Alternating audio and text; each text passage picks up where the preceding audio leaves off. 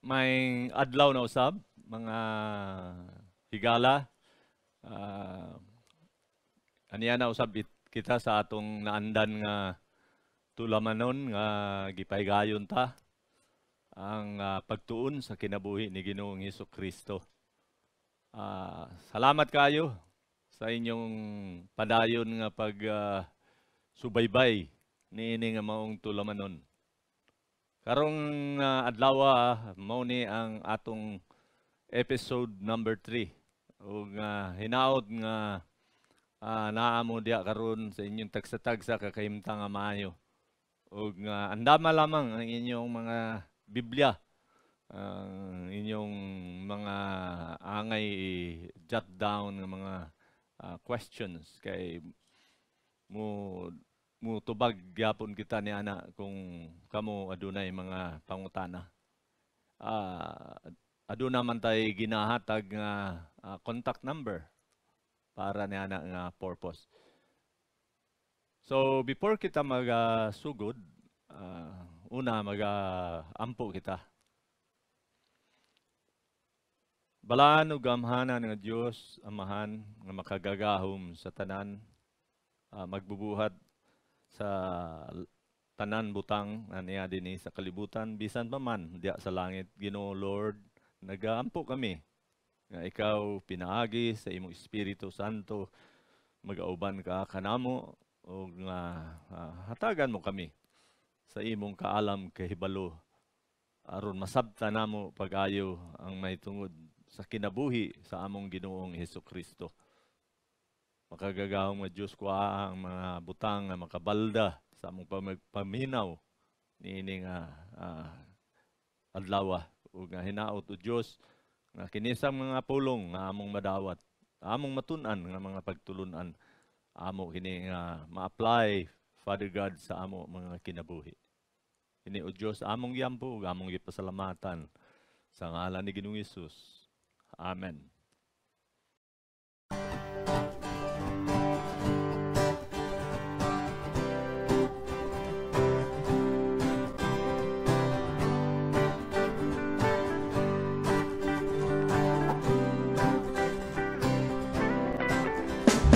The Spirit of the Lord is there is freedom. Where the Spirit of the Lord is there is freedom. There is peace. There is love. There is joy.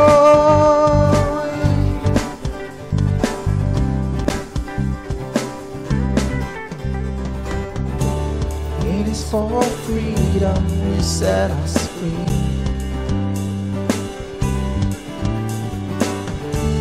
It is for freedom you set us free. I'm free.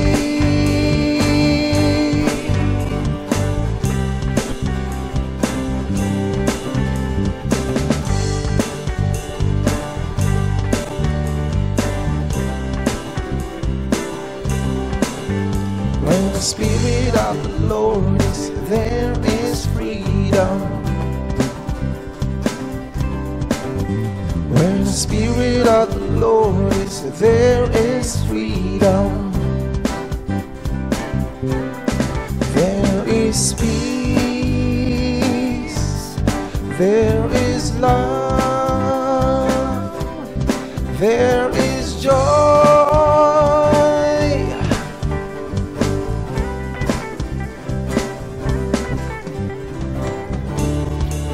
For freedom you set us free.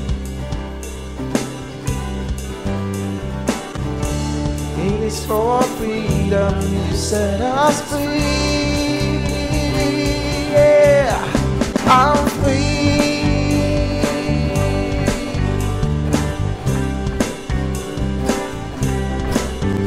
I'm free.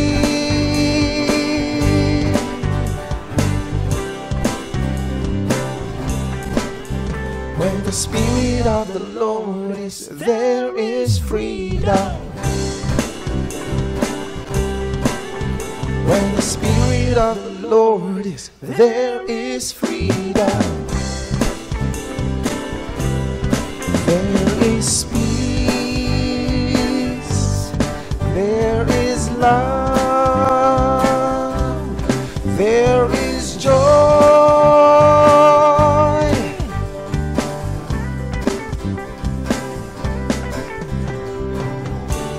It is for freedom you set us free.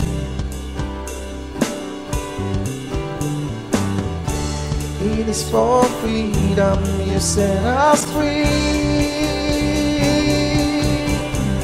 I'm free. I'm free. I'm free. Yes, Lord. I'm free.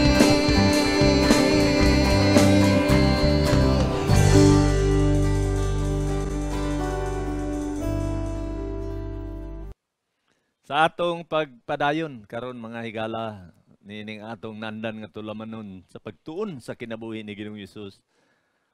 Niya nata sa ikatulo nga episode sa atong naandan nga gipahaygayon nga buluhaton. Nini nga adlaw mga igsoon atong matun-an ang kinabuhi sa atong Ginoo gikan didto sa langit ug hangtod nga siya ni anhi sa kalibutan. Makapangutana siguro kita sa atong mga kaugalingon kung wala pa gid kita nasayod sa kamatuoran. Kung hain nagsugod ang kinabuhi ni Ginoong Jesucristo. Yes. Where did the life of Christ begin? Now, matubag nato kana mga higala, pinaagi lamang gayud sa atong kanunayon nga pagsubay niining atong naandan nga tulumanon. Now, siguro daghan ka mga pangutana sa imong kaugalingon. Usa siguro sa mga pangutana nga imong hatag mo kinsa ba gayoy ngalan ni Ginoong Hesus samtang atua pa siya sa langit. Kina nga pangutana igala matubag kana pinaagi usab sa pagsusi nato diha sa kasulatan. Sa John chapter 1 verse 1 to 3. Maklaro nato diha igsoon nga si Juan, usa sa mga tinuna ni Ginoong Hesus nga nahimong apostol, gisulti niya diha nga in the beginning was the Word, and the Word was with God, and the Word was God. He was with God in the beginning. Through Him all things were made. Without Him, nothing was made that has been made. Klaro ni Juan dia mga igsoon o mga igala ko nga ang Diyos nga pulong. Siya ang hinungdan nga nabuhat ang tanan. Gamhanan siya. Usa siya ka Diyos, ingon dia. So maklaro nato nga ang maong verse mga higala nga nagahisgot siya sa ngalan sa atong Ginoo nga ang ngalan day ni Ginoong Hesus dito sa langit is God the Word. No? Diyos siya nga pulong. O nga si Jesus is both God and Creator. Wa man nahimo pinaagi nga di way nahimo ingon dia nga dili tungod kaniya. Ang tanan nahimo pinaagi kaniya. So gamhanan siya. Kahibulungan ug talagsaon kini mga igsuon nga pagka saysay sa manunulat. Kay makita nato nga before the beginning of the world, naga-exist na ang pulong or si Jesus. Together with the Father and the Holy Spirit, na siya. Tinod man usara ang Dios. Apan aduna siya ay tulo ka persona nga ga-representar na diha sa Biblia. Ug kana siya misteryo talagsaon nga tinago nga butang nga usahay dili nato masabtan. Apan mao kana ang kamaturan nga ang Dios pulong. Ug kini nga ngalan sa Dios adunay kahulugan. Ngano man tuod nga pulong man. Sa atong pagpadayon ni sa pagtuon sa unahan, labaw pa nato ni siya masabtan igsoon. Ang mao nga pulong nga gi-mention dia sa mao nga mga bersikulo mga higala, Diyos nga pulong. Makapangutana siguro ka diha sa imong kaugalingon nga siya bagyud gana si Ginoong Jesucristo. Ang pulong wa man gisulti diha nga ang pulong Dios si Jesus. Well, ato siyang tan-awon sa lahi na verse nga gisulat usab gyapon ni John. Kay ug tubagon kana sa bersikulo ang tubag na oo. Yes. Si ang Dios pulong mao na si Ginoong Hesus nga nag-decide sa iyang kaugalingon para pag-anhi dinhi sa kalibutan ug para maluwas ang mga tao sa kalibutan sa ilang mga kasalanan. In John chapter 1 verse 14, nag-ingon diha in the New King James Version Bible, and the Word became flesh and dwelt among us, and we beheld His glory, the glory as of the only begotten of the Father, full of grace and truth. Mga higala, si Juan, siya mismo, saksi sa maong panghitabo. Gikan sa pagkatao ni Ginoong Hesus na sayran niya nga si Hesus mao gayud ang pulong, ang Dios nga pulong. Kay giingon man siya nga way lain diha nga nagpakatao nga ang Dios nga pulong. O gani ingon man siya diha sa mao nga verse, nagpuyo uban kanamo, uban kanila nga mga Hudiyo. Kay si Ginoong Hesus naggikan man sa kaliwat sa ni Abraham nga giila nga mga katawhan sa Dios. Ug karon mao ang gitawag nga mga nga Jew or Jewish. And si John mga igala nagasulti nga ang pulong nasaksihan nila nga nagpakatao puno sa himaya. Ug ang himaya nga gihatag sa usa ka bugtong anak sa Dios. Ug nga puno kuno sa grasya ug kamatuoran. Now, mga igsoon makapangutana siguro kita dinhi nining panahona or nining bahin sa kinabuhi ni Ginoong Hesus or sa atong pagtuon sa iyang kinabuhi nga unsa ba'y mahitabo karon nga ang pulong na hisama man kanato tao became flesh. Siyempre, lahi na ang mahimo nga kahimtang niya. Mahimo na siya sama sa ato.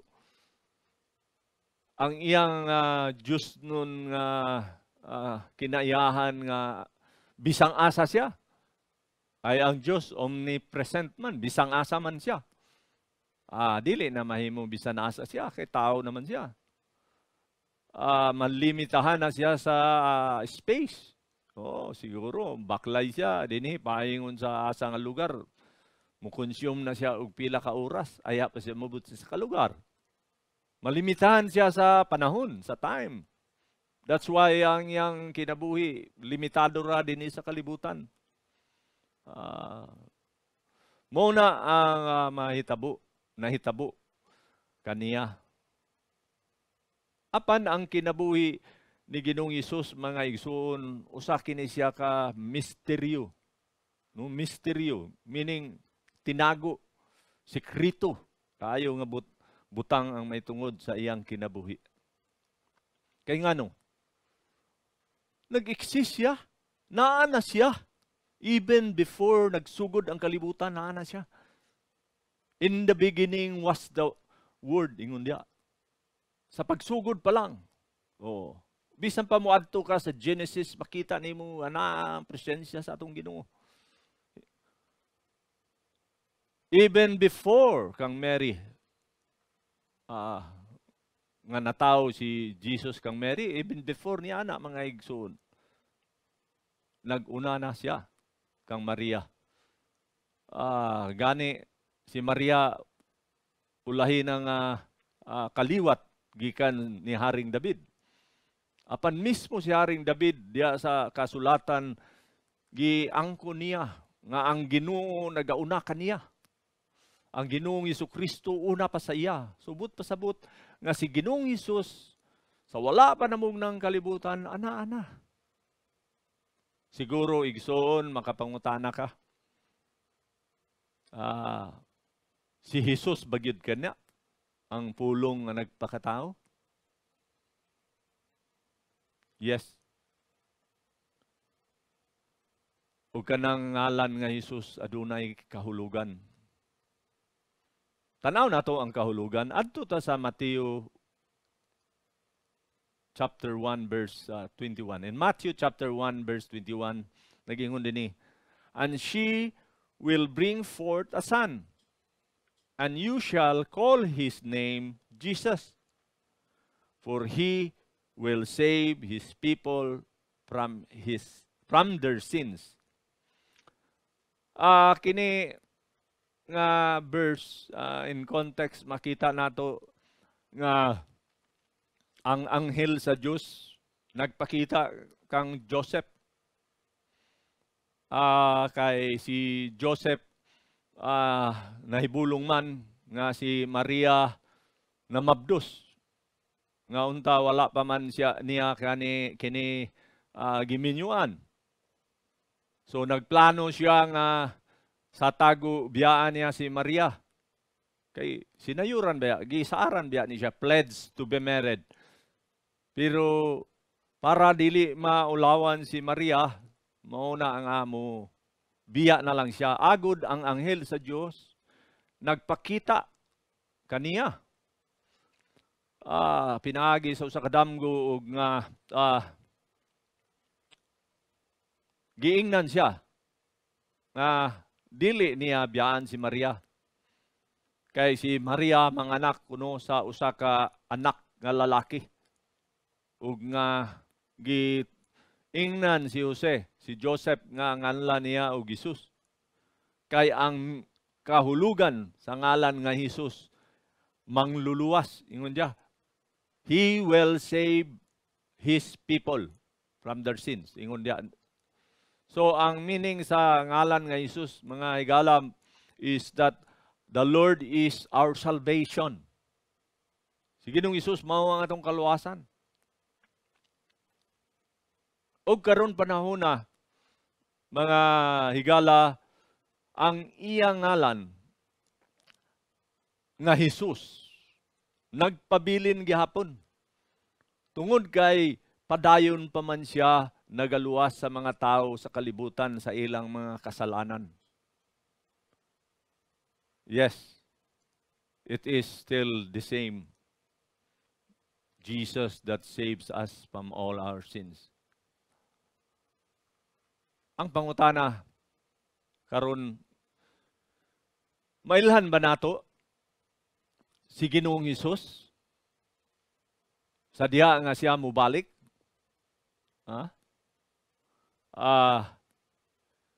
Certainly mailhan nato siya, mga higala, kung siya mubalik pinaagi sa iyang ngalan, o kung kita usab nagtuon sa iyang kinabuhi. Kay daghan man mga tao nga dili sad makailas sa iya. Kay wa man sila nasayod may tungod sa kamatuoran, wa man sila nagtuon sa kinabuhi ni Ginoong Hesus.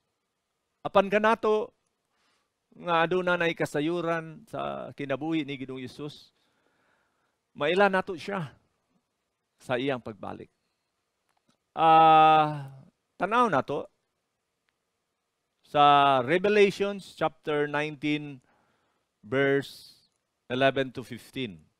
Nagingon din sa New King James Version Bible, verse 11, "Now I saw heaven opened, and behold, a white horse, and he who sat on him was called Faithful and True, and in righteousness he judges and makes war. His eyes were like a flame of fire, and on his head were many crowns. He had a name written that no one knew except himself. He was clothed with a robe dipped in blood, and his name is called the Word of God." The Word of God. Muna yang name. "And the armies in heaven, clothed in fine linen, white and clean, followed him on white horses. Now out of his mouth goes a sharp sword, that with it he should strike nations, and he himself will rule them with a rod of iron. He himself treads the winepress of the fierceness and wrath of Almighty God." So sa pagbalik di ay sa atong Ginoong Hesukristo, mga igsoon, mailhan nato siya nga siya ang Diyos nga pulong. Ingon dia, the Word of God. Di ba? I-capitalize gapon dia ang word nga word. Ang first letter sa word nga word is capitalized, meaning the same nga katong dimension ni Apostol Juan dito sa John chapter 1. And here in this revelation of John, si John gapon ang manunulat, iyang dimension dia nga ang atong Ginoong Hesukristo dili na Hesus sa iyang pagbalik. Ang iyang ngalan sa pagbalik, mga higala, is pulong sa Diyos. Nganong pulong sa Diyos man? Tungod kay dili na ang atong Ginoong Hesus mangluluwas sa pagbalik. Giklaro diha sa ato apostol nga matinud-anon og kamatuoran ang atong Diyos nga pulong. Ug nga muanhi siya puno sa katarong sa paghukom ug pagkig-away sa mga tao nga gasupak kaniya. So maklaro diay na nato dinhi, mga higala, nga pagbalik sa atong Ginoong Hesukristo dili na siya magaluwas, kundili siya magahukom na. Aduna nay mahitabo nga paghukom sa mga tao nga buhi man o mga minatay. Hukman kita sumala sa atong mga gibuhat samtang dinhi pata kita sa kalibutan, gagmay man nga maging binuhatan o dagko, maayo man ug dili. Ang iyang pagbalik mao na, mga higala, He will not be a savior anymore, but a judge. Timan O aduna siya ay gamiton, bagamura sukdanan, kung unsaon kita niya paghukom. May nungdanon nga masayod kita niini. Kay kung dili kita masayod, kampante unya kay kita. Kay nga maluwas kita apan dili di ay. Timan nga ang kaaway mangitag paagi nga limbungan kita, nga mutuo kita sa bakak. Dinhi sa John chapter 12 verse 48, nagingon dinhi, He who rejects me and does not receive my words has that which judges him. The word that I have spoken will judge him in the last days. Matud din ni Juan, si kinsaman kuno ang musalikway, mu-reject kang Ginoong Hesus, o dili mudawat sa iyang mga pulong. Muna giklaro diyan ni Juan. Mga tao nga dili mudawat sa pulong ni Kristo o musalikway kaniya, aduna kuno'y maghukom kanila sa kaulayang mga adlaw. Unsa may maggamiton sa paghukom. Ingon ni Ginoong Hesus siya, ang pulong. Ang mga pulong nga gitudlo ni Ginoong Hesus, maura gihapoy mismo mag-judge sa mga tao sa kaulayang mga adlaw. Kung dili nila dawaton ang kamatuoran nga gisulti ni Ginoong Hesus, pagpangatubang nila didto kaniya, magamit kadto bato kanila. Siguro ingnon kada Ginoo nga ngano man nimo tumana ang maayong balita, nga maipatuman man ang maayong balita. Posible kana ipangutana sa imo. Mao kini mga igsuon, ang muanhi nga manghuhukom Dios nga pulong, ug ang gamito niya sa paghukom iyang mga pulong. Timani kana?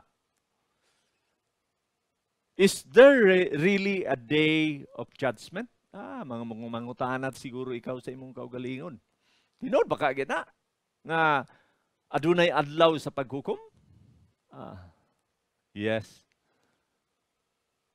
Kung basihan nato ang Biblia, yes, mga higala. Kay kung kita Kristohanon, wala man sad kita lain nga kabasihanan sa pagtuon nato, sa pagtulunan ni Ginoong Hesus. Ang Biblia lang magyud. So ang tubag, yes, there will be last judgment. And it is written in Revelation chapter 20 verse 11 to 15. Ingon dia, there I saw a great white throne, and him who sat on it, from whose face the earth and the heaven fled away. And there was found no place for them. And I saw the dead, small and great, standing before God. And books were opened. And another book was opened, which is the book of life. And the dead were judged according to their works by the things which were written in the books. So klaro diha kaayo mga higala nga aduna gayoy panahon sa paghukom.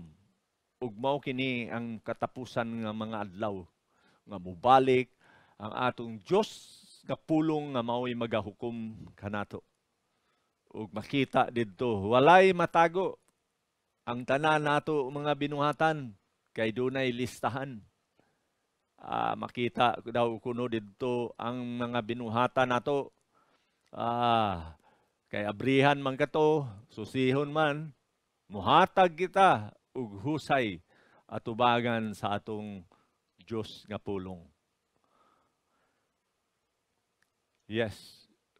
Gani ingon diha sa verse 13, padayon ko pagbasa, the sea gave up the dead who were in it, and death and Hades delivered up the dead who were in them, and they were judged each according to his works. The death, mga patay, and Hades were cast into the lake of fire. This is the second death. And anyone found written in the book of life was cast into the lake of fire. So, mo kini mga igsuon nga dili basta-basta kini nga istorya sumala lugar sa mga ginapahayag sa mga tao nga gasupak sa atong Ginoo. Kini kung kita Diyos nun, anaa kita kang Kristo, kinahanglan ato kining masabtan pagmaayo. Kinahanglan nga ato kining ikinabuhi. Kay para nga kita makasiguro sa atong pagtuo nga dili kita makhukman sa kaulahiyang mga adlaw. Agi ug pagtapos sa ato karong lesson, sa atong episode, mga igala, ato ma-conclude ang tanan na atong nga isgutan nga ang life sa atong Ginoong Hesus nagsugod even before sa creation. And He was God and Creator, and His name is the Word. Daghan salamat sa inyong pagpaminaw o maayong adlaw sa tanan.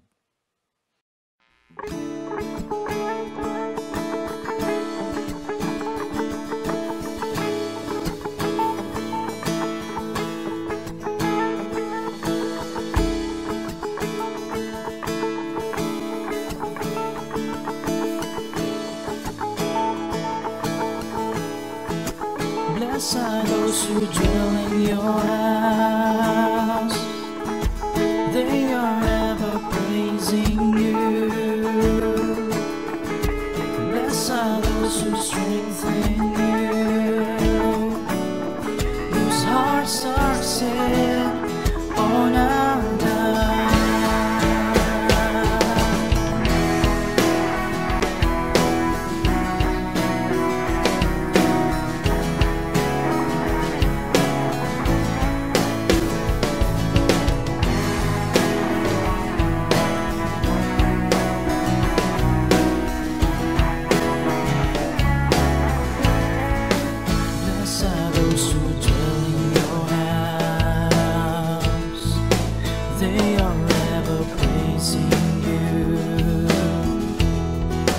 Blessed are those who strengthen you, whose hearts are set on our God.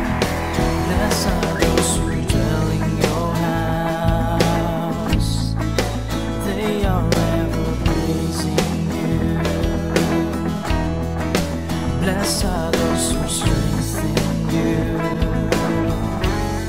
whose hearts are set on our God.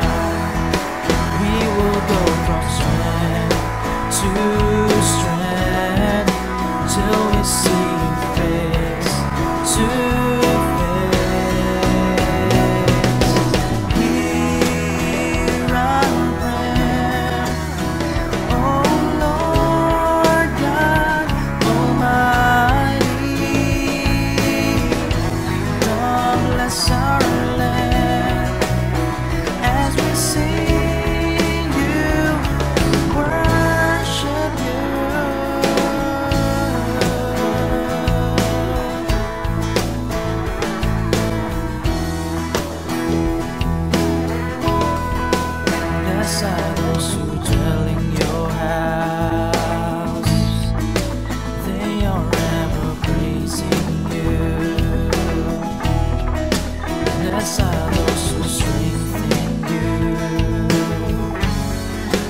hearts are set on our God, we will go from strength to strength till we see you face to face. Hear our prayer, oh Lord God Almighty. Come bless our land as we sing you, worship you. Hear our prayer, oh Lord God Almighty. Come bless our land as we sing you, worship you. Yes, Lord.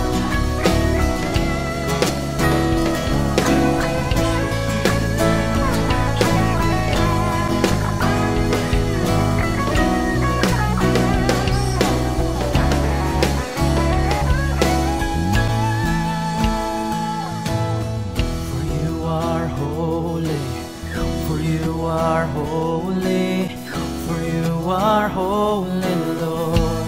Come on, sing. For you are holy, for you are holy, for you are holy, Lord. Come on and sing, church.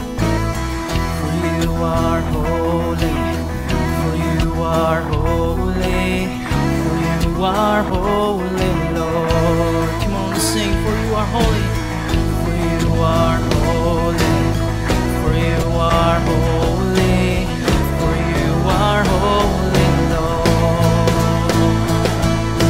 Hear our prayer, oh Lord God Almighty. Come bless our land as we sing you, worship you. Hear our prayer, oh Lord God Almighty. Come bless our land as we sing you, worship you.